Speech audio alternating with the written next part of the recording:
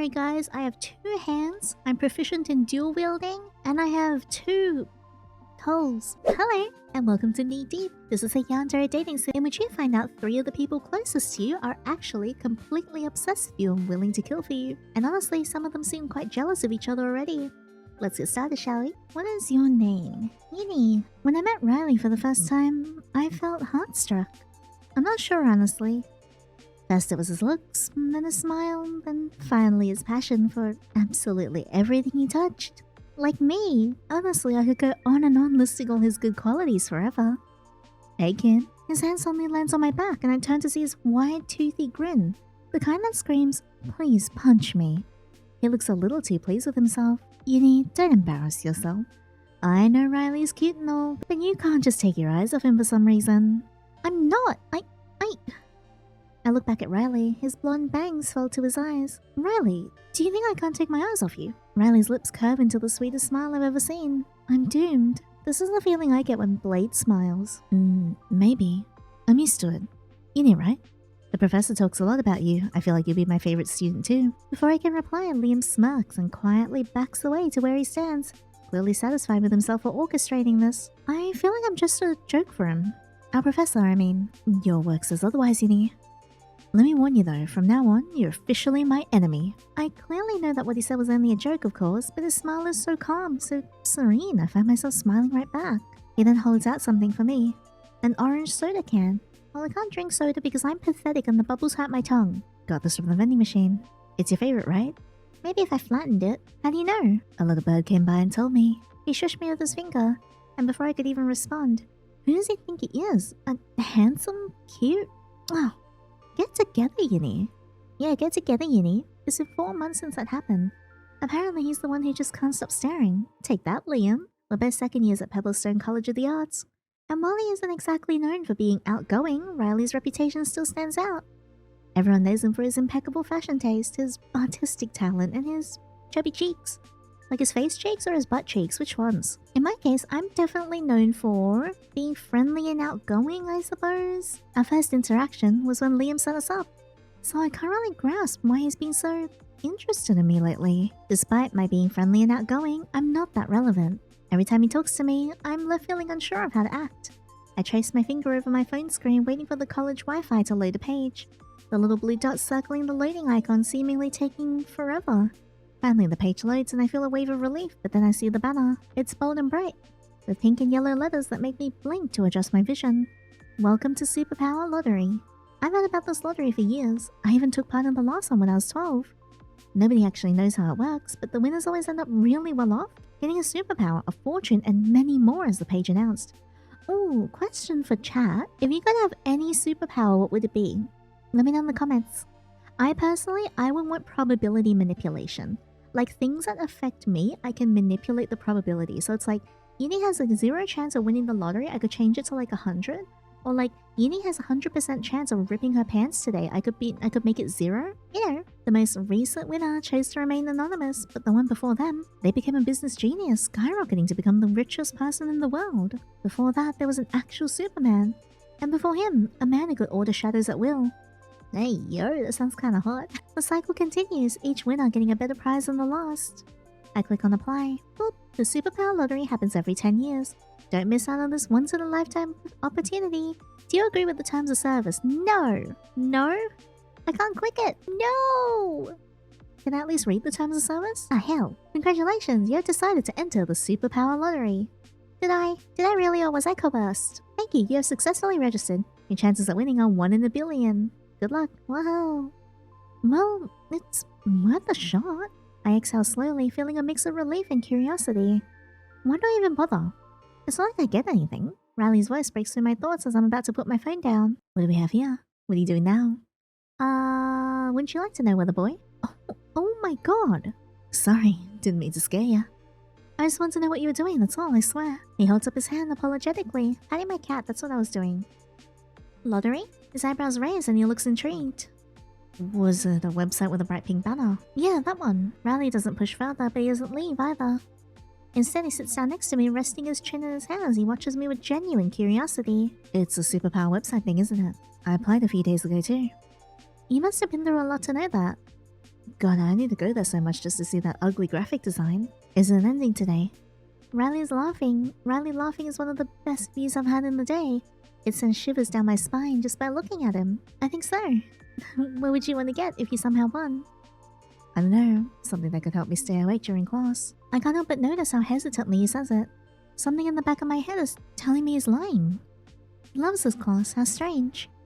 For me, I'd want to... Yeah, I want superpowers like the ones in superhero comics.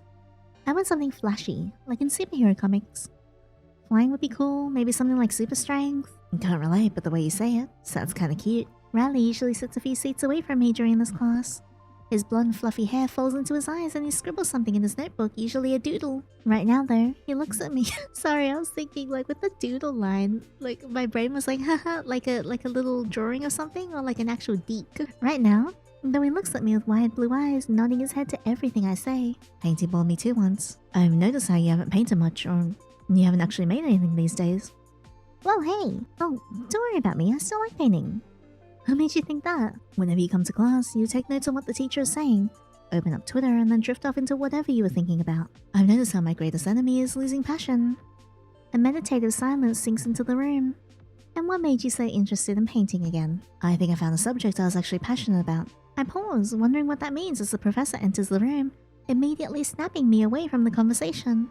Alright class, you know the little amount of time we have for our lectures, lend all your ears to me. Professor Elliot, the 50-year-old professor who loves teasing me and the rest of his students, but especially me, speaks in a steady tone.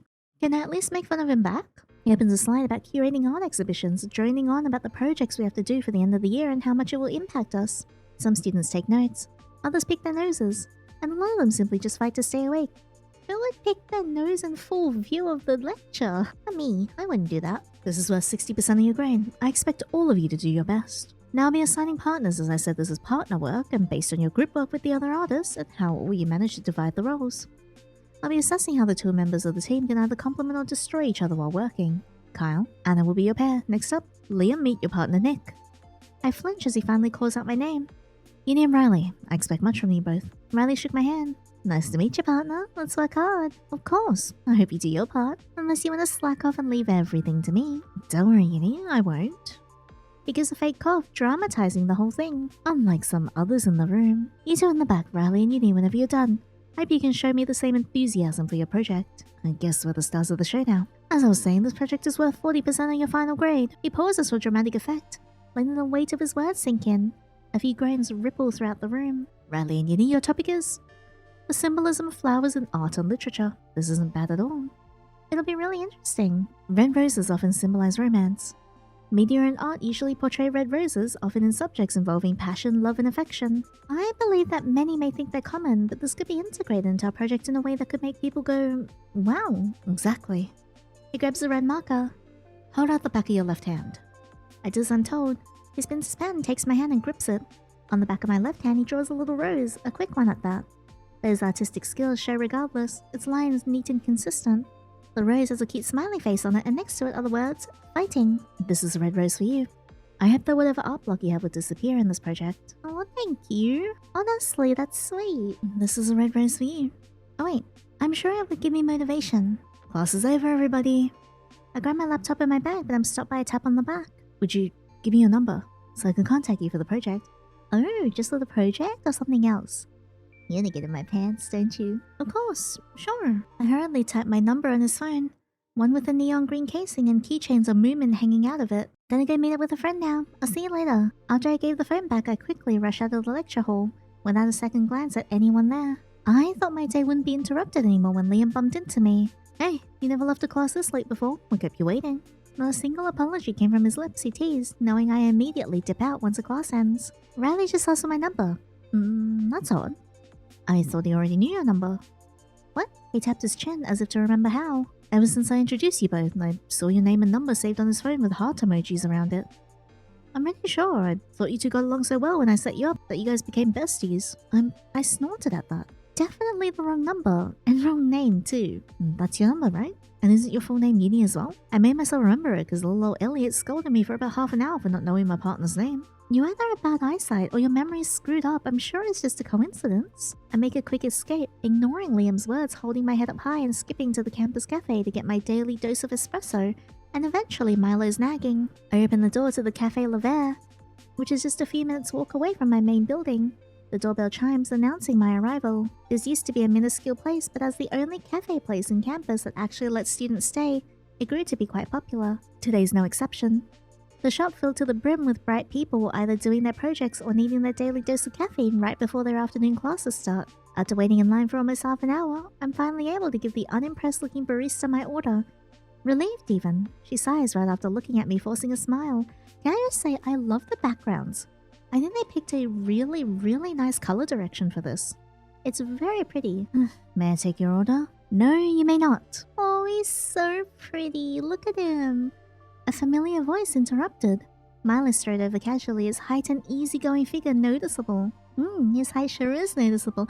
Why does he kind of remind me of, Tartaglia from Genshin? Milo is the barista of Café L'Hiver and happened to be my childhood best friend. Since we were a few months old, our parents promptly forced us to hang out since they were best friends. It worked out because I'm still at the same university as him after all these years.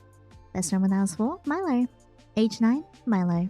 Age 14, I insisted on making Lily my best friend that year as Milo accidentally broke my earphones. Age 18, Milo. Current age, still Milo. Hey Milo, still not done with the shift? I want a double espresso, no sugar. Oh no, you don't. I'm not letting you drink that every single waking moment. He shakes his head and noted down with his My Little Pony pen, caramel latte. I'm sure that this guy's a fraud. It's not fraud if you're getting it for free anyways. I can't remember the last time you had to pay here. After Milo hands me the caramel latte, I yank it away and stick my tongue out at him. I rethink my actions on how I was getting this for free. Thanks. Even though this isn't what I asked for. Grown-up Yinny just learned how to express gratitude and it's running away again. Should be worried, Yinny. Never rush when it's about me. I literally ran to get here. Totally. He draws, the corner of his mouth twitching like he's forcing himself not to frown. You've been talking about Rylee a lot lately, you know? Was he the reason why I had to wait so long? He's just a project partner. I shoot back, taking a sip of the latte. Annoyingly perfect as usual, not that I'll admit it. Milo peeled his apron off and tossed it onto the hook behind him. Anyway, my shift's over. Let's go. Go where? I ask, frowning as he comes out from behind the counter. The park. He slips his hand into his hoodie pockets. You've been stressing too much lately. A walk would do you good. Will it now? And before you argue, I'm not taking no for an answer. He already holds the door open for me, so I sigh and follow him out. 15 minutes later, we're strolling through Green Hollow Park. The late afternoon sun casts long shadows and a crisp breeze nips at my cheeks. I clutch my latte. Its warmth seeping through my gloves while Milo walks beside me. Close enough that our arms almost brush. I miss this place. You literally work 2 minutes away from here. I raise an eyebrow. Not the same. He replies, nudging me gently. I mean, I miss those times back when we were kids. I love to forget about college, project deadlines, group projects, professors, all that stuff. Oh, and that blondie is trying to take all your attention. I snort. Why was he acting so emotional all of a sudden? What's gotten into him? Milo, you're being ridiculous. I see you every day. Yeah, but it's different now. You didn't tell me everything that's going on in your life, not anymore. Milo, what do you want me to say? He taps his fingers. Oh, you could have mentioned that little art block you went through. What? How do you even know about that? Relax. He stops walking abruptly and reaches into his pocket, pulling out a small crumpled photo. Look what I found the other day. The photo itself is pretty worn out, faded by the passage of time. I recognize it immediately. It's a picture of us as kids, sitting on a blanket in this very same park. I was grinning, holding an already melting popsicle. Meanwhile, little Milo had other plans, holding a water balloon behind his back with that same mischievous glint in his eye I've gotten to know over the years. Oh my gosh, I remember this. You soaked me right after this was taken. And you screamed so loud you scared all the pigeons away. You were so mad. I thought you'd never talk to me again. I didn't. You bribed me with another popsicle. Guilty as charged. I remember using your allowance money for that though. We reach a bench by the pond, and Milo sits down first, patting the spot next to him. I hesitate before joining him. He hands me the photo, his expression unusually soft. Milo's gaze lingers on me, his green eyes darkening slightly. You've been so distracted lately. Your art, your classes, him. I just want to remind you that I'm still here. That I always will be. Milo, You don't have to say anything. He cuts in smoothly, his smile returning but doesn't quite reach his eyes. I just want you to take care of yourself. And to remember that some people care more than others. For a moment, the air between us feels heavy. I glance away, my cheeks heating under his gaze. Thanks, Milo. You're like my personal therapist, you know that? He chuckles, leaning back against the bench. And you're like my full-time job, but I don't mind. I like keeping an eye out on you. We walk in the park for a couple more minutes until the sun starts to go down. We've been strolling on the sidewalks for so long, and with very few people around, only the sun notifies us of the time. I check the watch on my wrist. I think it's time I go. Your roommate's not there, right? I'll crash at my place instead. I lean backward, clearly showing my refusal. After all the trouble you went through to get me such a roommate, I'm just gonna pass. I'll be at my dorm. I, like most people, have had my fair share of roommates. Most of the time, I relied on Milo or some other friends to share a room together. I was known to be the chill but energetic type of roomie, someone they could have fun with. I like to think they were all decent people. When I asked the resident assistant about having a roommate during my first year in university, they claimed that I could have my own room as Milo had requested. However, this year, the dorms filled to the brim with freshmen. I was made to share my room with a guy named Anthony. And I bet he's hot. And I'm pretty sure by now he's the strangest one out of all of them. He truly goes beyond the definition of a weirdo. He often disappears for days. Matter of fact, he only ever shows up at the most random times. Ding ding! A familiar tune snaps me out of my train of thought. I'm currently sitting at home, taking my well-deserved rest when suddenly I get a call. Speaking of the devil, it's Anthony. I pick up the call. You never called me before. What's with the sudden change? I hear the sounds of wrestling and a low murmur coming up. Open the door. Don't freak out. There are only a couple of words, but somehow it still gets me utterly puzzled. Care to elaborate? Just do it, please. I carefully leave the comfort on our sofa and stand in front of the door. I sigh, preparing myself for whatever Anthony has to tell me. I slowly open it, only to hear someone running out of breath, huffing out air. Thanks. Hey, yo, this man's hot AF. Oh, I'm so into this guy. Look at him, look at how cute he is. You know what? This is my type. This is absolutely my type. I know. I say this every single time, but how many times do I have to say? Tired, deadpan, dark hair, my type? So hot. I can't believe what my eyes are seeing. Crimson red liquid covers Anthony's whole frame, who just happens to wear a white suit. He notices me staring and wipes most of it out of his suit, just enough for it not to drip down all over the floor. I inspect the man who stands in front of me, covered in blood. And to make it worse, I don't know who it could belong to. Anthony, who now resembles a gangster, is washing the filthy floor with my knockoff Hello Kitty mop. He glances at me once again, his eyes locking onto mine, and he kneels down to clean another spot. I'm sorry.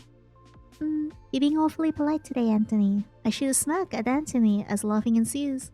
I'm not even sure why I'm laughing. Is it the fact that this whole situation was hilarious to me? Or is it because all the blood has started making me go hysterical? Oh, so pretty. Look at him, look how cute he is. He throws himself on the sofa, closing his eyes as he tries to get some rest. He would have stayed that way for the whole night. His body sprawled all over, but he felt as if I burned a hole in his clothes as I stared. He opens his eyes slowly, one at a time, fluttering as the fluorescent dorm lights hit him like a flashbang. Yinny, I'm fine. He gestures to his suit, pointing at the red stains that he has yet to wash off. These aren't mine. Well, most of them. What do you mean, most of them? He makes a face that's supposed to make himself look sorry, but to me he just looks even more pissed off. Relax, Yinny. It's nothing serious. Come on, you've seen me like this before. I cross my arms, looking directly into his eyes. I, being a little too investigative, had found out about his illegal activities right when we started living together. Personally, I thought it was great. I mean, now I wouldn't have to worry about our safety as he could protect both of us. Well, that's what I believe he'd do. Besides, it's not like we don't get along, he's nice, and there's also the fact that he isn't loud at all. And he's pretty. Are you hearing yourself? You literally just came back with injuries from God knows where. It's tomato sauce. I blink in disbelief. Did he really just say that?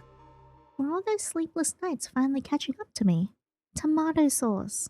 Tomato sauce. It's from work. My colleague crashed into me and spilled it all over. I'll spill something else all over you later. He points vaguely at his shirt, acting as if it could explain why he looked like an extra from a low-budget action movie. I try really hard to pretend that I haven't noticed how bad he was stuttering. I'm sorry, but I'm not that dumb. Anthony shrugs, kicking his feet up onto the coffee table. Apparently he was giving up on actually trying to explain himself to me. Gee, I wonder why. I frown, grabbing my stuff that's scattered on the sofa while Anthony continues to take up even more space. He shoots up a brow, glaring at me from where he lays. Why don't you stay? Are you that scared of me? I'm afraid I may ask questions I don't want the answers to. Besides, I'm gonna study. God, it's like you really just can't mind your business. You're just suspicious is all. Ugh, go away. He attempts to close his eyes once again, but the way he spoke to you didn't sit right with him at all. He sits up one more time, backing down on his own words. Yinny, wait. You can stay. Do whatever you want, I don't care. I leave the living room, ignoring Anthony's distant voice. I reminisce about how this place was when I first came. The bedroom art is so cute. I love the color scheme. It's really, really nice. Originally, it was a little too crap for my taste, but I'd like to say that I did an outstanding job of transforming it into exactly what I'd always dreamed of having. Hello, Hatsune Miku. It went from being just a dusty abandoned closet to a fully decorated paradise. After all, this is where I'd be living for the next couple of years. I was sure I would have to make this feel like home. I face the bed that just seen me at my worst. My eyelids feel heavy from just looking at it. Screw it. I just want to lie on it and drift away to sleep. But I knew that wasn't an option yet, so what should I do now? Scroll through social media? I really deserve a rest. 10 minutes wouldn't hurt. I flump onto my bed, promising myself that I wouldn't spend too much time on it. I turn on my phone and click on the first app I see. I then proceed to scroll mindlessly through multiple cat videos, much to my heart's content. Which, now that I think about it, I probably look like a maniac laughing at seemingly nothing. Study. I can't let myself down like this, Yinny.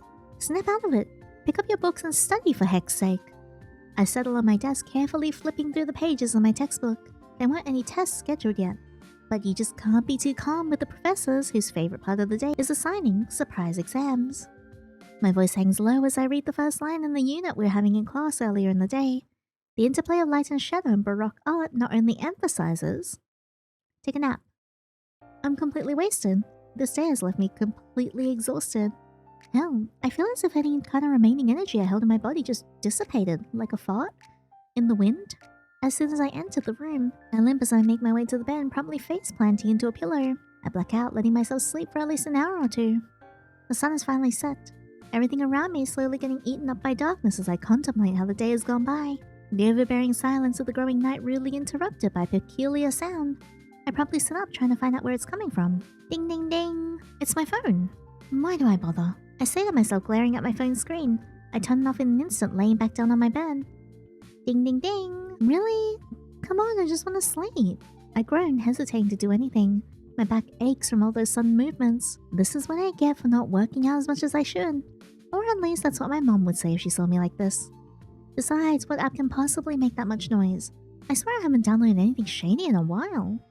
How strange. Just an email. I definitely should toggle Gmail's notification off, because what in the actual hell was that?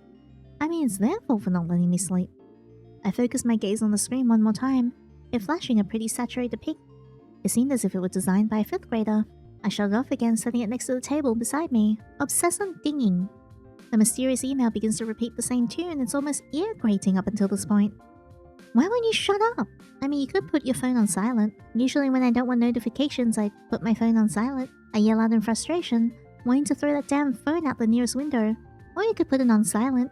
My eyes widen as I scroll down my unread emails. I eventually catch something. A small fragment of text highlighted by Gmail itself.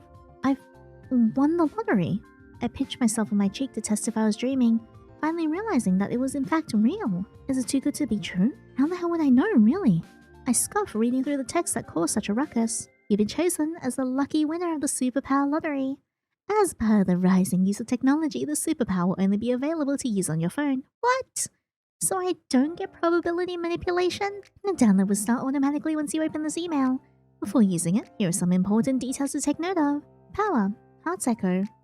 Function. The ability to perceive who is so in love with you that they would consider murder for your sake. Also, I may give you a rundown of your target stats. I'll be honest, it's kind of a shit power. What the hell, where's my probability manipulation? When do I get to mess with the fabric of reality in time and space and become God? The superpower lottery decided to come to a close once you join, and we knew you were the one. We hope this email finds you well. If you have any injuries or any questions, you may not call us. We're mysterious, just like that. Scam, scam, scam. The word blasts in all corners of my head. Like I never fall for something like this. I've got common sense, you know. Plus, no one has ever confessed to me before. No one ever would murder for my sake. That's ridiculous. My eyes wander aimlessly at my screen. The download will start automatically once you open this email. I mumble as my vision focuses. Crap! What have I gotten myself into? Yinny, are you stupid? Sometimes, yes. I quickly close Gmail and agitatedly look through every single page on my phone screen. Heart echo. The bright pink icon stuck out like a sore thumb. Might as well check it out, I guess. Welcome, Yinny. Thanks for choosing Heart Echo. Below is a list of those who would commit murder just for you. Ranked from most obsessed to sane. Milo's totally behind this, isn't he? That's the first thought that comes to my mind, trying to find a logically sound reason for this nonsense. Who else could it be? Mom? I don't think so. Could it be Liam? I feel like the unknown one might be Liam. Most obsessed to sane, but I like Anthony. I guess it's nice that he's like the most sane despite being a literal assassin. I try coming up with anything at that point. My sanity slowly slipping away as I reconsider any possible culprits. Nah, not a chance. My mind keeps rambling for quite a while. It all feels so odd. Am I dreaming? No, I already pinched myself. Maybe I pinched myself in the dream. I scramble to open Twitter, frantically looking up any accounts by the name of the Superpower Lottery, and there it is. This year's Superpower Lottery has finally come to a close. We extend a heartfelt thanks to everyone who willingly took part in such an event. Please make sure to check your emails. Instructions have already been sent. Oh no, this can't be real. It was unknown. Matter of fact, does that mean Milo has a crush on me? Is this why Riley's been staring at me all week? Anthony, well, I'm sure he'd do something like that too, but why is he in last place? Isn't that the same guy who comes drenched in blood? Wow, he does what? Drenched in blood now? Hey yo, I should stop thinking about this. I stay right in the same spot in my bed, sweat dripping down my chin. Is this... What could I have done in my past lives to deserve this? I bury my face in my plushie, shutting my eyes to finally drift to sleep. Pancakes. I mumble, slowly sitting up in bed. What time is it? I reach for my phone, blinking slowly as my eyes readjust to the sunlight seeping through my blinds. Wake up. You're late for class, I think. I made your pancakes. He yells out from the kitchen. I slap myself awake and run over, witnessing Anthony while he sits down to eat. I sit across from him to have breakfast as well, just like we've done for quite a while. Whoa! What the hand doing? I take in view of the pancakes that stand right in front of me, the maple syrup making the pancakes shine as if they were from a commercial. My hand leaps to dig into the food. I'm already starting to drool. I need to act fast. My fork stabs the soft golden brown pile, taking a large chunk out of it. I chew slowly, making sure to savor every last piece of it. Now I want pancakes, goddamn. I look back up at Anthony, who patiently nibbles on his food, not patiently nibble on him. It's so good. Last night's memory suddenly flooded my brain. Right, I won some kind of lottery. Wait, where's the money portion of it? Didn't they say it would come with untold fortune? I had to make sure that whatever happened last night was actually true. I was determined to do anything necessary to prove it. I locked my gaze with his before putting another large chunk of pancakes in my mouth. Hey Anthony, let's say I hypothetically get hurt. What would you do? Anthony pauses mid-bite, his fork hovering in the air as his dark eyes shoot up to meet my unwavering gaze. His expression's almost unreadable for a couple seconds. And then to my surprise, he just smiles. The corner of his mouth twitches at my words. Is he enjoying this? Depends. What are you talking about? Let me think. Physical? Emotional? Someone saying your outfit's fugly? My outfit is not fugly. My shoulders tense up at his response. I awkwardly chuckle, trying to play off what I said as a joke. You know, silly questions. I don't like violence, but if it happened, I'd make sure they regret it. I'm sure it'll never happen though, right? Yinny, I see the room slowly close in on me, breathing becoming more of a struggle as the seconds pass. I feel the air running out of my lungs as if I was choking. I manage to cough out an anxious chuckle, my fingers gripping the tablecloth. It's good to know I've got someone by my side. Don't worry about it, Yinny. Is anyone giving you problems? Oh, no, nothing like that, Anthony. His expression leaves no room for doubt. Anthony is clearly concerned about me, and the way he looks at me while we're eating shows me that perfectly. Tell me if anything happens, I'll deal with it. Later that morning, I met up with Rylee in the art studio. He's so pretty in this art. The sunlight filters through the tall windows, bathing the room in a soft light. He's already there, sleeves rolled up, sketching on a large canvas. His golden hair catches the light, giving him an almost ethereal glow. Hey, you made it. He doesn't look up, a small smile playing on his lips. I set my bag down, suddenly nervous. Yeah, sorry I'm late. Rylee looks up then, his sharp blue eyes locking onto mine. You're not late, I just like being early. He gestures to the seat beside him and I hesitate before sitting. So, flowers up? I'm guessing you haven't had time to think much about our project yet. I have, sort of, just not a lot. Rylee laughs softly, the sound surprisingly warm. Don't worry, we'll figure it out. We work in silence for a while, but I can't stop sneaking glances at him. He looks so focused, so confident in what he's doing. I, on the other hand, feel completely out of my depth. After a while, Rylee breaks the silence. You okay? You seem a bit distracted. We spend the rest of the afternoon researching symbolism in flowers, and Rylee's enthusiasm is contagious. He has this way of looking at art that makes even the simplest detail feel profound. You know, you remind me of this flower. He blinks. What? I shrug, a soft smile on my lips. Strong, vibrant, and hard to ignore. His cheeks heat up and then he quickly looks away. You really think so? I do. His voice is quiet but certain. When the session finally ends, Rylee reaches into his bag and pulls out a small notebook. Here, take this. It's got some notes and sketches I made for a project. Maybe it'll help you if you get stuck. The day passes in a blur. My class is offering little distraction from the chaos spinning in my head. By the time I returned to my dorm that evening, I was exhausted but still restless. My phone buzzes with a call from Milo and I hurriedly pick it up. Park again? You seem off today. Sure. Under the soft glow of the streetlights, Milo is already waiting on the bench when I arrive. He has a cup of coffee in one hand and his usual lopsided grin on his face. You look like you haven't slept. His tone is teasing, but his eyes are full of concern. Thanks, just what I needed to hear. He chuckles, but the humor quickly fades. Seriously, Yanny, what's going on? You've been distant. I glance at him, my heart sinking. Milo has always been able to read me too well, and now with the app's results fresh in my mind, I feel like I'm on a walking tightrope. I glance up at him, my heart sinking. Milo has always been able to read me too well, and now with the app's results fresh in my mind, I feel like I'm walking a tightrope. How am I supposed to act normal when he's literally ranked at the top of a list for people willing to kill for me? I've just been stressed about school. You know how it is. Milo studies me for a long moment, then nods slowly. If you say so. The silence that follows is almost comfortable, save for the nagging thoughts in my head. Finally, I blurt out, Milo, do you think it's weird to, I don't know, be willing to do extreme things for someone you care about? His brows furrow. What kind of extreme things are we talking about? I hesitate. Like, fighting for them, protecting them, that sort of thing. Milo's expression softens and he leans forward, resting his elbows on his knees. I think if you care about someone enough, you do whatever it takes to keep them safe. That's not weird. That's just love. The word hangs in the air between us, heavy and unspoken for so long that it almost feels foreign. My chest tightens and I look away, staring at the darkened trees. Right. Love. Milo straightens, his gaze fixed on me. Yanny, is there something you're not telling me? I sigh and shake my head. It's nothing, just a lot on my mind. Okay. His voice is quiet, but his eyes tell me he doesn't believe me. When I arrive home, I immediately look through my notes, not on subjects I have to study, but about the 4 people listed in Heart's Echo. I cross off the unnamed person and try to focus on the other. Milo, my protective childhood friend. The art is so pretty. Hang on, let me move myself out of the way. Rylee, my shy project partner. Anthony, my closed-off roommate. The name that intrigues me the most is... Oh, do I have to pick? No! Don't worry, guys. I have 2 hands. I'm proficient in dual wielding. And I have 2 toes. So I think we're good to just take all 3 of them, right? Well, I mean, obviously if I had to pick, I'm picking Anthony. Come on, how could I not pick the dark-haired, tired, brooding, stoic man? Thanks for playing the demo. Please wait for more updates. That was cute. You'll be sent back to the main menu. That was adorable. I like that. I feel like it's such an interesting premise.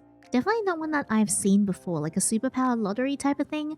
It kind of makes me a bit more interested in how the world is set out and how it's actually built up. Like, does the lottery only occur once the previous person with the superpower is gone? How do you prevent them from, like, taking over the world? You know, like that kind of stuff. I feel like there's a bunch of questions that I would like to ask. I'm assuming I'll probably get addressed in the final version, though. Thank you so much for enjoying this little demo and story with me. Who was your favorite? Did you like Rylee? Did you like Milo? Or are you like me and predictable as always, you prefer to pick Anthony? Feel free to let me know in the comments below. Thank you so much for coming along with me on this adventure. If you guys like this video, please leave a thumbs up and subscribe so you don't miss out on the next one. And also, if you want uncut scenes, exclusive playthroughs, my spicy art, and also previews of games that I'm making, Patreon link is in the description box below. But that's all for now. Thank you so much again, and until next time, take care.